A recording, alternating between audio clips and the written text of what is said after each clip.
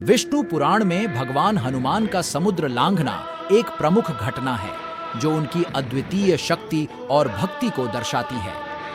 यह कथा तब की है जब रामायण के प्रमुख पात्र भगवान श्री राम की पत्नी देवी सीता माता का रावण द्वारा अपहरण कर लिया गया था।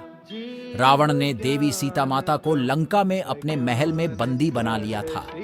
भगवान श्री राम और उनके भाई लक्ष्मण देवी सीता माता की खोज में निकले और उनकी मुलाकात हनुमान और सुग्रीव की वानर सेना से हुई। भगवान श्री राम ने हनुमान को देवी सीता माता का पता लगाने के लिए भेजा।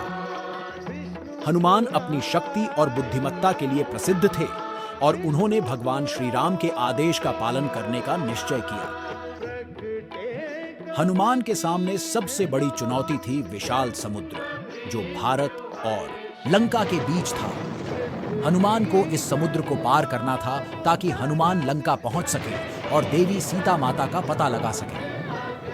हनुमान ने समुद्र पार करने के लिए अपने सभी भय और संदेह को त्याग दिया। हनुमान ने अपने शरीर को विशाल रूप में परिवर्तित किया और समुद्र की ओर उड़ान भरी। हनुमान की शक्ति और भक्ति ने उन्हें आत्मविश्वास दिया कि वे इस कठिन कार्य सफलतापूर्वक पूरा कर सकेंगे।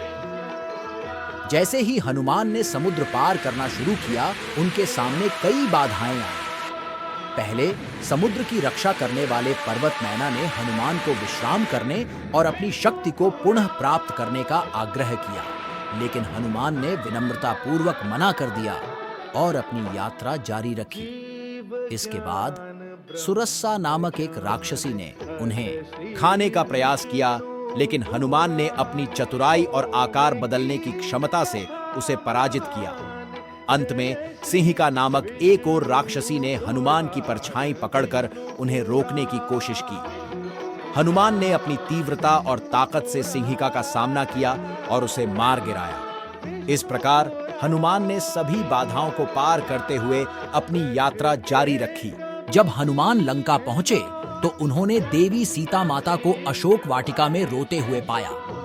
उन्होंने भगवान श्री राम की अंगूठी सीता माता को दी और उन्हें आश्वासन दिया कि भगवान श्री राम जल्द ही उन्हें मुक्त करने आएंगे।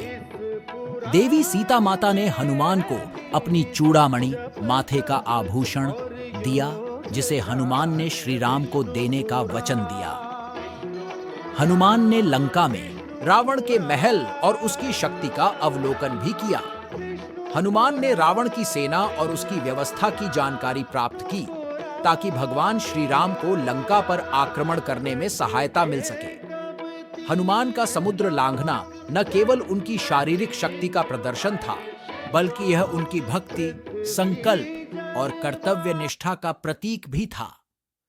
उन्होंने यह सिद्ध कर दिया कि जब कोई दिल से भगवान की सेवा में समर्पित होता है तो कोई भी बाधा उसे रोक नहीं सकती। हनुमान की इस वीरता और भक्ति ने उन्हें अमर बना दिया और वे भगवान श्री राम के सबसे प्रिय भक्तों में से एक बन गए। इस प्रकार हनुमान का समुद्र लांघने का वृत्तांत विष्णु पुराण में उनके अद्वितीय साहस, निष्ठा और भक्ति का जीवंत उदाहरण है। यह कथा हमें यह सिखाती है कि कठिनाइयों और चुनौतियों के बावजूद संकल्प और भक्ति से कोई भी कार्य असंभव नहीं है।